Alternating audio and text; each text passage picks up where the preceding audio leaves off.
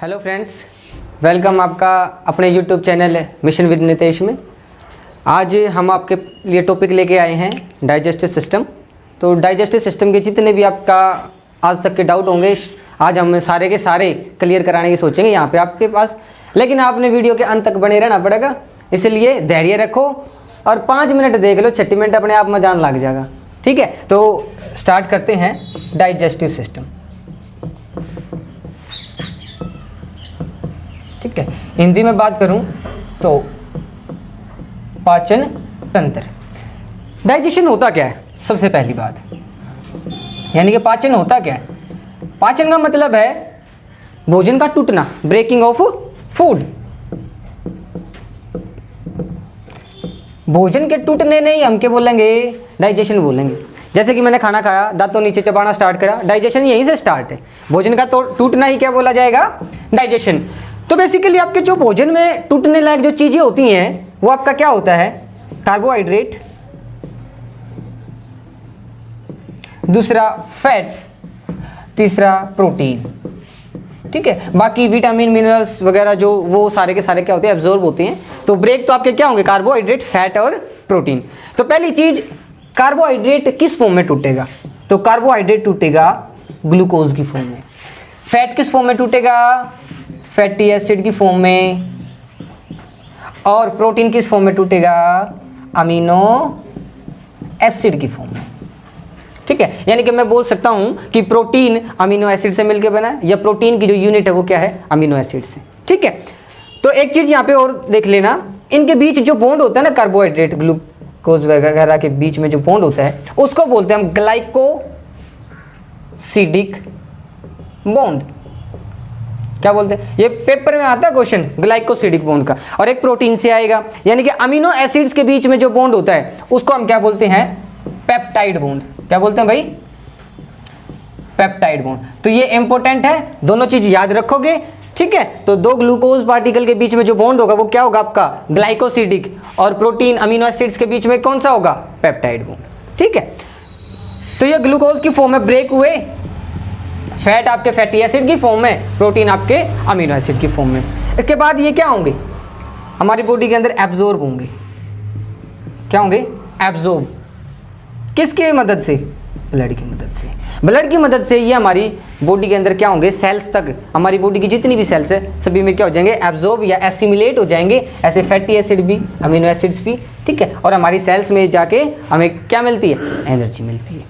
तो ठीक है, तो ये छोटा सा बेसिक। तो अब इसके बाद हम स्टार्ट करेंगे मेन आपका डाइजेस्टिव सिस्टम, जो आपका माउथ से स्टार्ट होता है। लेकिन उससे पहले आपके लिए क्वेश्चन है कि जो कार्बोहाइड्रेट है ना, क्वेश्चन आया था कि कार्बोहाइड्रेट किस फॉर्म में एब्जॉर्ब होता है, लेकिन ऑप्शन में आपका ग्लूकोज नहीं था। क्या नहीं था? ग्लूकोज नहीं था। ऑप्शन थे आपके मोनोसैकेराइड, पॉलीसैकेराइड, डाइसैकेराइड और चौथा था ओलिगोसैकेराइड। ठीक है, तो ये 4 ऑप्शन थे, लेकिन मैंने क्या बताया? ग्लूकोज की फॉर्म में। लेकिन ये 4 ऑप्शन थे, ये आपका होमवर्क है। आपने कमेंट करके इस क्वेश्चन का आंसर बताना है कि कार्बोहाइड्रेट आपका किस फॉर्म में एब्जॉर्ब होता है? मोनोसैकेराइड, पॉलीसैकेराइड, डाइसैकेराइड या ओलिगोसैकेराइड। ठीक है, तो चलो इसके बाद स्टार्ट करते हैं हम।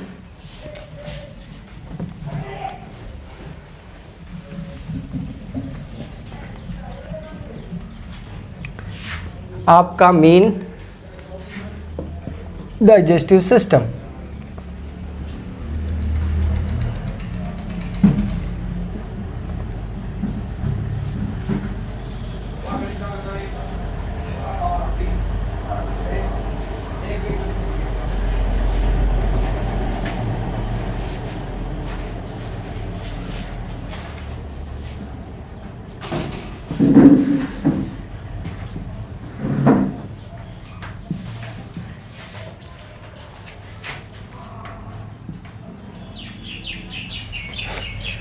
भाई चलो स्टार्ट करते हैं हम माउथ से। सबसे पहले आपका डाइजेशन कहाँ से स्टार्ट होता है? माउथ के अंदर। माउथ के अंदर आपके क्या क्या चीजें होती है डाइजेशन के लिए? टिथ, जो आप खाने को चबाते हो दांतों से, तो टिथ आपके डाइजेशन में मदद करता है। प्लस एक सलाइवा के अंदर जो हमारी लार होती है ना, हमारी लार के अंदर एक एंजाइम पाया जाता है जिसका नाम है सलाइवरी एमाइलेज। क्या नाम है? Salivary amylase. अब बात आती है एंजाइम होते क्या है सर, ठीक है, क्योंकि आपने पता होना चाहिए कि एंजाइम होते क्या है, फिर हम बात करेंगे। एंजाइम बायोकैटलिस्ट होते हैं जो आपके प्रोटीन के बने होते हैं। किसके बने होते हैं? प्रोटीन के बने होते हैं, ठीक है। दूसरी चीज, एंजाइम को वर्क करने के लिए कौन सा मीडियम चाहिए होता है? कि एंजाइम को वर्क करने के लिए एसिडिक मीडियम की जरूरत होती है। मतलब एंजाइम से जो भी क्वेश्चन होगा ना, बेसिक यहीं पे फिनिश करेंगे। एंजाइम को वर्क करने के लिए क्या? Acidic medium. एसिडिक मीडियम का मतलब क्या है कि पीएच क्या होनी चाहिए? Less than 7। क्या होनी चाहिए? पीएच लेस देन 7 होनी चाहिए। अगर मैं टेम्परेचर की बात करूं कि एंजाइम को वर्क करने के लिए कौन सा टेम्परेचर चाहिए, तो हमारी बॉडी के अंदर एंजाइम पाए जाते हैं। इसका मतलब क्या है कि हमारा बॉडी टेम्परेचर, क्या? Body temperature. अब बॉडी टेम्परेचर होता कितना है? 37 डिग्री सेल्सियस, या फ़ारेनहाइट की बात करूं तो 98.6 डिग्री फ़ारेनहाइट, या केल्विन की बात करूं तो 310 केल्विन, ठीक है। तो ये आपने याद रखना है कि हमारा बॉडी टेम्परेचर सेल्सियस, फ़ारेनहाइट और केल्विन में, ठीक है। तो एंजाइम किसके बने होते हैं? प्रोटीन के, जिन्हें हम क्या बोलते हैं? बायोकैटलिस्ट। काम कर इनको वर्क करने के लिए एसिडिक मीडियम की जरूरत होती है और बॉडी टेम्परेचर होना चाहिए। अच्छा, एक चीज यहां से एक चीज और आती है, ऐसे एनिमल्स या ऑर्गेनिज्म जिनका बॉडी टेम्परेचर कांस्टेंट होता है, या ऐसे एनिमल्स जिनका बॉडी टेम्परेचर कांस्टेंट नहीं होते, उनको हम क्या बोलते हैं? बॉडी टेम्परेचर जिनका कांस्टेंट है या बॉडी टेम्परेचर जिनका कांस्टेंट नहीं है, उनको हम क्या बोलते हैं? ये आपका फिर से एक होमवर्क है, क्योंकि आपने भी खुद से कुछ ना कुछ तो मेहनत करनी पड़ेगी। क्वेश्चन तो हम बताएंगे, ठीक है। तो आपने इसका भी आपने कमेंट सेक्शन में जवाब देना है, ठीक है। अदरवाइज फिर तो हम बताएंगे। चलो, इसके बाद बात आती है कि हमारा माउथ के अंदर पार्शियल डाइजेशन होएगा। क्या होएगा? Partial digestion. किसका?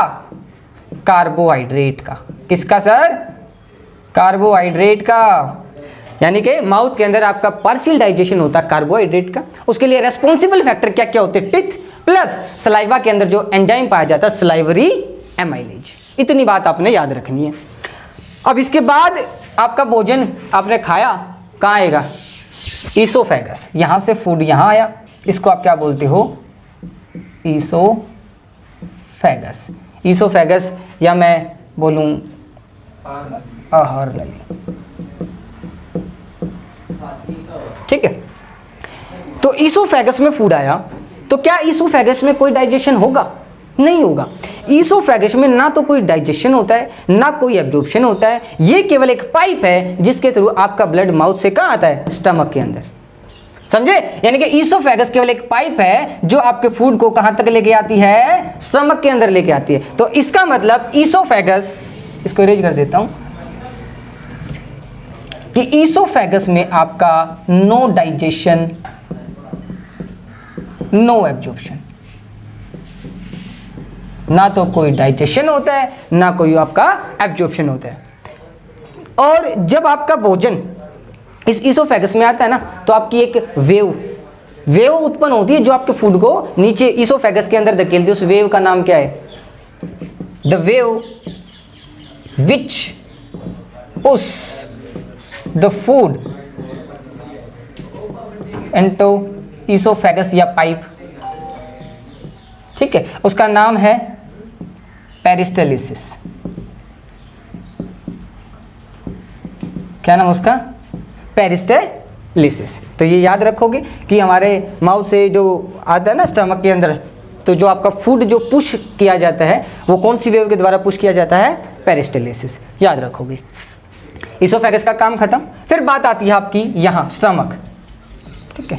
क्या कर देते हैं? स्टमक के अंदर भी आपका पार्शियल डाइजेशन होता है, लेकिन किसका होता है? कार्बोहाइड्रेट का भी, फैट का भी, प्रोटीन का भी। तो पहली चीज पार्शियल डाइजेशन होगा, किसका? प्रोटीन का भी, फैट का भी, कार्बोहाइड्रेट का भी। ठीक है, डाइजेशन के लिए रेस्पॉन्सिबल फैक्टर कौन कौन से होंगे? स्टमक के अंदर एक जूस बनता है जिसका नाम क्या है? Gastric juice.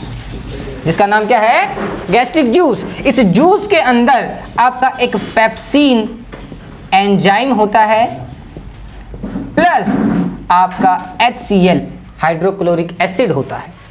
स्टमक के अंदर क्या बनता है? जूस बनता है जिसके अंदर आपका पेप्सिन नाम का एंजाइम प्लस HCl होता है। अब इसका काम क्या है? पेप्सिन एंजाइम का काम क्या है? ये कॉम्प्लेक्स फूड मॉलिक्यूल को सिंपल फॉर्म में कन्वर्ट कर देगा। ठीक है, यानी कि भोजन को तोड़ेगा। और HCl का क्या काम है? काम तो इसका भी वही है, लेकिन HCl का एक काम और याद करो। अभी मैंने क्या बताया? एंजाइम के लिए क्या चाहिए? Acidic medium. हमारे पास एसिड कहाँ है? स्टमक के अंदर। कौन सा? HCl। यानी कि मैं कह सकता हूं कि HCl एक्टिवेट्स द एंजाइम्स। ठीक है, तो HCl क्या करेगा? आपका एंजाइम को एक्टिवेट करेगा, बाकी आपका फूड मॉलिक्यूल को भी सिंपल फॉर्म में कन्वर्ट करेगा। ठीक है, दूसरी चीज, इस स्टमक के अंदर जब आपका एसिड है तो भाई क्या एसिड से हमारी पेट की वाल खराब नहीं होंगी? उनके बचाव के लिए एक वाल होती है स्टमक के अंदर ऐसे, जिसका नाम है म्यूकस। क्या नाम है? म्यूकस वॉल या म्यूकस सेल, आप जिसको बोल सकते हो। म्यूकस सेल का काम ही क्या है? प्रोवाइड प्रोटेक्शन ऑफ स्टमक वाल फ्रॉम एसिड अटैक। यानी कि हमारी स्टमक की जो वाल हैं उनको एसिड से बचाने का काम किसका है? म्यूकस सेल का है। ठीक है, तो आप जब ज़्यादा कोई भी जैसे ये होते हैं ना, फास्ट फूड वगैरह खा लेते हो तो उससे आपका क्या है? पेट में एसिड ज़्यादा बनता है, तो आपको पेट के अंदर जलन होती है। ठीक है, तो वो जलन क्या होती है? ठीक है, तो वो जलन को हम क्या बोलते हैं? एसिडिटी बोलते हैं। क्या बोलते हैं? एसिडिटी। यानी कि जब आपका एसिड का लेवल इंक्रीज हो जाएगा आपका अंदर, तो वो एसिड आपकी वैसी दीवारों को छूने लगेगा, जिससे कि आपका पेट में क्या होगा? पेट में क्या होगा? जलन होगी। ठीक है, तो इस एसिडिटी को ठीक करने का भी तो तरीका होता है सर, होता है। तो एसिडिटी को ठीक करने के लिए जो हम मेडिसिन वगैरह लेते हैं, दो चीजें हैं, या तो एसिड का असर कम करना है तो आप बेस ले लो। ठीक है, या फिर आपका जो ये मेडिकल स्टोर वगैरह पे क्या आते हैं, जैसे इनो होगी, डाइजीन होगी। ठीक है, इनको क्या बोलते हैं? ये क्वेश्चन इंपॉर्टेंट, एंटासिड्स। एंटासिड्स क्या होंगे? वो मेडिसिन जो आपकी एसिडिटी को क्या करेंगी? ठीक करेंगे, उनको आप क्या बोलोगे? एंटासिड्स बोलोगे। ठीक है, और अगर मैं बेस वगैरह की बात करूं तो बेस आपका हो गया बेकिंग सोडा, जिसको आप बोलते हो NaHCO3, सोडियम का कार्बोनेट। और जैसे आपका हो गया MgOH ट्वाइस, जिसको हम क्या बोलते हैं? Magnesium hydroxide. क्या बोलते हैं? मैग्नीशियम हाइड्रोक्साइड, या दूसरा नाम है इसका milk of magnesia. Milk of magnesia. Option में बेकिंग सोडा पाओ ना पाओ, में MgOH ट्वाइस जरूर पाओगे। ठीक है, तो आपने याद रखना है कि एसिडिटी को ठीक करने के लिए जो हम दवाई लेते हैं वो आपकी क्या होती है? एंटासिड्स। और बेस में आपके ये आप और भी जैसे कि एल्यूमिनियम हाइड्रोक्साइड, वो भी आपका एक बेस होता है जो आपका एसिडिटी के असर को क्या कर देगा? कम कर देगा। ठीक है, तो इतनी चीज़ें आपने यहाँ पर पढ़नी है। चलो भाई, यहाँ तक कंप्लीट। इसके बाद बात आती है, अब यहाँ अपना भोजन स्टमक में आ गया। स्टमक से कहाँ आएगा? ये क्या होता है? Small intestine. क्या होता है? इसको इरेज कर दूं मैं, अगर किसी ने नोट्स बनाने तो साथ के साथ बना लियो।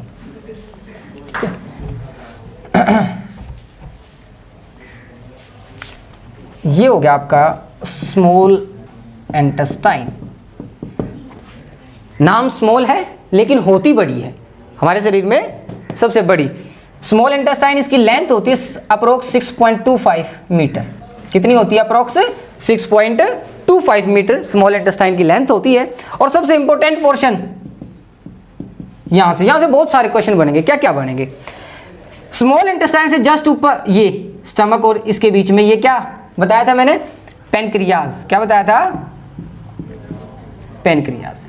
पेनक्रियाज एक जूस बनाती है जिसका नाम है पैनक्रियाटिक जूस, जिसका नाम क्या है? पैनक्रियाटिक जूस, जो आपका स्मॉल इंटेस्टाइन के अंदर सिक्रेट कर दिया जाता है। पैनक्रियाटिक जूस बनाती है पैनक्रियाटिक जूस, जो आपका स्मॉल इंटेस्टाइन के अंदर सिक्रेट कर दिया जाता है।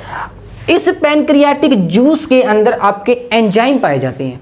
क्या पाए जाते हैं? एंजाइम। वो 3 एंजाइम, पहला लिपेज, दूसरा एमाइलेज और तीसरा ट्रिप्सिन। अब आप देखो, हमारे पास डाइजेशन के लिए चीज थी क्या? 3 ही थी, फैट, प्रोटीन, कार्बोहाइड्रेट, और 3 ही चीज आपके पास, 3 ही एंजाइम है। तो मतलब हर एंजाइम किसी न किसी के लिए रिस्पॉन्सिबल होगा। तो लिपेज आपका फैट डाइजेशन के लिए हेल्पफुल होता है। किसके लिए? Fat digestion. एमाइलेज आपका कार्बोहाइड्रेट डाइजेशन, ठीक है। और तीसरा आता है ट्रिप्सिन। ट्रिप्सिन प्रोटीन, रिदम से याद रखो, प्रोटीन डाइजेशन के लिए कौन हेल्पफुल होगा? ट्रिप्सिन। तो पैनक्रियाटिक जूस के अंदर 3 एंजाइम, लिपेज, एमाइलेज, ट्रिप्सिन, जो स्मॉल इंटेस्टाइन के अंदर सीक्रेट कर दिए जाते हैं और जो आपका फैट, कार्बोहाइड्रेट और प्रोटीन तीनों के डाइजेशन के लिए हेल्पफुल होते हैं। तो इसका मतलब मैं कह सकता हूं कि स्मॉल इंटेस्टाइन के अंदर आपका कंप्लीट डाइजेशन होता है? नहीं। तो स्मॉल इंटेस्टाइन में आप क्या बोलोगे? There is complete digestion. There is complete digestion. अब यहां इस स्टमक से या आपका होता है ऐसे लीवर। क्या होता है भाई? यहां देख लो इसको, लीवर, ठीक है। लीवर भी एक जूस बनाता है। कौन सा जूस? Bile juice. कौन सा जूस? बाइल जूस, या हिंदी में बोले तो पित्तरस, ठीक है। तो एक जूस बनाता है बाइल जूस। इस बाइल जूस का काम क्या है? इस बाइल जूस का काम है इमल्सिफिकेशन का, क्योंकि बाइल जूस को मैं इमल्सिफायर। अब बोला सर इमल्सिफिकेशन का क्या मतलब होता है? मैं आपको बोल दूं कि भाई एक कटोरी में मैंने तेल दे दिया, एक में मैंने पानी दे दिया और कुछ, और मैं कहूँ इनको मिक्स करो, क्या वो मिक्स होएगा? नहीं होएगा, नहीं होएगा ना। तो यानी कि उनको, और जब तक फैट हमारे ब्लड हमारे अंदर एब्जॉर्ब नहीं होगा कंप्लीटली, तो हमें फैट की एनर्जी कहाँ से मिलेगी? नहीं मिलेगी ना। तो इसका मतलब बाइल जूस का जो काम है ना, वो क्या काम है? Emulsification of fat and lipid, ठीक है। वसा को क्या करता है? इमल्सिफाई करता है, यानी कि उसको हमारे ब्लड के अंदर मिक्सअप करने का काम किसका है? बाइल जूस का काम है, ठीक है। इतनी चीज। तो एक क्वेश्चन ये भी आ सकता है कि जैसे 4 ऑप्शन दे दिए, which of the following is emulsifier, तो आपका जो गैस्ट्रिक जूस दे दिया, बाइल जूस दे दिया, या पैनक्रियाटिक जूस दे दिया, तो उसमें आपका जो इमल्सिफायर का काम करेगा वो कौन है? बाइल जूस का काम है, ठीक है। तो ये याद रखोगे। हाँ, एक चीज और याद रखो बाइल जूस से, कि बाइल जूस जहां स्टोर होता है, स्टोर्ड इन, जैसे कि आपका गैस्ट्रिक जूस स्टमक के अंदर, ऐसे बाइल जूस आपका स्टोर्ड इन गाल ब्लैडर। किसके अंदर? Gall bladder. आपका जो बाइल जूस है वो कहाँ स्टोर होएगा? गाल ब्लैडर के अंदर स्टोर होएगा, ठीक है। और इसके अंदर बाइल जूस के अंदर कोई एंजाइम नहीं होता, ठीक है। बाइल जूस कोई भी एंजाइम सीक्रेट नहीं करता। बाइल जूस आपके 2 पिगमेंट बनाता है। क्या बनाता है? पिगमेंट। और क्या नाम है 2 पिगमेंट का? इंपॉर्टेंट है भाई, 2 पिगमेंट, एक बिलीरुबिन और दूसरा बिलीवर्डिन। ये बिलीवर्डिन कम मात्रा में पाया जाए, लेकिन मेन आपका क्या है? बिलीरुबिन, ठीक है। बिलीरुबिन आपकी बॉडी को येलो कलर देता है। क्या देता है? Yellow colour. और क्वेश्चन अब यहां से बनेगा क्या, कि बिलीरुबिन किस किस को येलो कलर देता है? जैसे कि मैंने आपको 4 ऑप्शन दे दिए, जॉन्डिस, प्लाज्मा, फिकस और आपका यूरिन, ठीक है। ये 4 चीज दे दी मैंने, और इनमें पूछ लिया कि देखो सभी का कलर येलो होता है। जॉन्डिस, पीलिया जिसने बोले, तो उसमें कलर पीला हो जाता है। प्लाज्मा, ठीक है, ब्लड के कंपोनेंट जो होते हैं ना, साइलेंट प्लाज्मा, तो प्लाज्मा आपका येलो कलर का होता है, ठीक है। और प्लाज्मा को ब्लड से अलग करने की जो टेक्निक बताई थी वो क्या होता है? सेंट्रीफ्यूगेशन। ये भी याद रखोगे, ठीक है, कि प्लाज्मा को ब्लड से किस प्रोसेस के द्वारा अलग किया जाता है, तो वो होता है सेंट्रीफ्यूगेशन। तो प्लाज्मा हो गया, फिकस, फिकस हो गया आपका जो बॉडी का वेस्ट, मल जिसको हम हिंदी में बोलते हैं, और यूरिन, यूरिन आपका मूत्र। तो इन चारों में इसका भी कलर येलो, इसका भी कलर येलो, इसका भी और इसका भी, लेकिन इन तीन का कलर बिलीरुबिन की वजह से होता है। किसको छोड़ के? यूरिन को छोड़ के। ये इंपॉर्टेंट क्वेश्चन है, क्योंकि बच्चे कई बार अक्सर गलती करा कर यहाँ तक पढ़ लिया कि भाई बिलीरुबिन येलो कलर देता है, लेकिन जब क्वेश्चन यूरिन का आ गया तो फिर बच्चा सोचे यूरिन भी तो येलो, बिलीरुबिन ऑप्शन लगा दो, गलत होगा। यूरिन का कलर किस वजह से? यूरोक्रोम की वजह से। किसकी वजह से? यूरोक्रोम, या हम दूसरी भाषा में बोल रहे हैं तो यूरिक एसिड, ठीक है। और यूरिन में स्मेल जो होती है, वो स्मेल किसकी वजह से होती है? अमोनिया की वजह से। किसकी वजह से? अमोनिया की वजह से। तो दोनों चीज याद रखोगे सर कि बिलीरुबिन आपका तीन चीजों को कलर देता है, jaundice, ficus and plasma. But हाँ, यूरिन का जो कलर होता है वो आपका यूरोक्रोम की वजह से होता है, और उसकी जो स्मेल होती है वो आपकी अमोनिया की वजह से होती है, ठीक है। तो ये आपने नोट डाउन कर लेना है, ठीक है। यहां से ये चीज भी फिनिश, ठीक है। फिर इसके बाद बात आती है स्मॉल इंटेस्टाइन के अंदर ऐसे इस शेप में फिंगर लाइक स्ट्रक्चर होती हैं, इनको क्या बोलते हैं?